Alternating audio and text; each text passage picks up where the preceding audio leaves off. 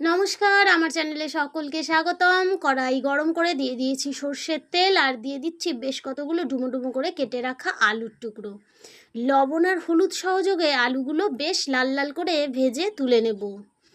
এরপরই ওই তেলের মধ্যে দিয়ে দিচ্ছি জিরে, তেজপাতা আর শুকনো লঙ্কা, দিয়ে দিচ্ছি আদা জিরে বাটা, তারপরে দিচ্ছি লবণ, হলুদ আর সামান্য লাল লঙ্কা গুঁড়ো কালারটা ভালো হওয়ার জন্য। মশলাটা সামান্য নাড়াচাড়া করে এর মধ্যে দিয়ে দেব ধুয়ে রাখা আতপ চাল।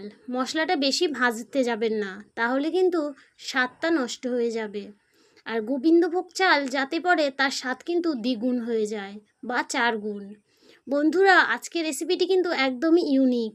তো এর মধ্যে আমি অ্যাড করব কয়েকটা কাঁচা লঙ্কা, একদম চিড়ে দিয়েছি। ঝালটা কিন্তু কাঁচা লঙ্কার হবে, আর কালারটা একটু লাল লঙ্কার জন্যে। এইবার দিয়ে দিচ্ছি আগে থেকে কেটে ভেজে রাখা আলুর টুকরোগুলো। আলুগুলো কিন্তু একদম সেদ্ধ হয়ে গেছে এবং লাল লাল ভাজা হয়েছে। পুড়ে গেলে চলবে না, সমস্ত রান্নাটা হালকা হাতে করতে হবে। এখানে আমি আগে থেকে সেদ্ধ করে রেখেছিলাম মোচাটা কিন্তু সেদ্ধ হবে, অথচ ঝুরঝুরে থাকবে, গায়ে গায়ে লেগে গেলে হবে না। এবার সমস্ত কিছু একসঙ্গে কষে নেওয়ার পালা। আমি যতক্ষণ সমস্ত কিছু একসঙ্গে কষি, আপনারা আমার চ্যানেলটি সাবস্ক্রাইব করে নিন, আর লাইক কমেন্ট শেয়ার করতে একদমই ভুলবেন না।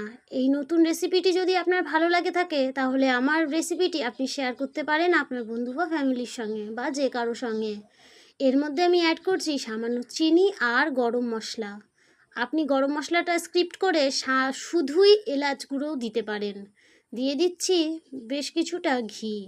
এবার সমস্ত কিছু একসঙ্গে মিশিয়ে নিয়ে সার্ভ করার পালা। আপনার সুনাম একদম নিশ্চিত, আমি হলফ করে বলতে পারি। এরকম নিত্য নতুন রেসিপি দেখতে আমার চ্যানেলের সঙ্গে থাকুন, বেল নোটিফিকেশনটি অবশ্যই অন করে দিন, আর একটা কমেন্ট করে জানান যে আমার রেসিপিটি আপনি কোথা থেকে দেখছেন।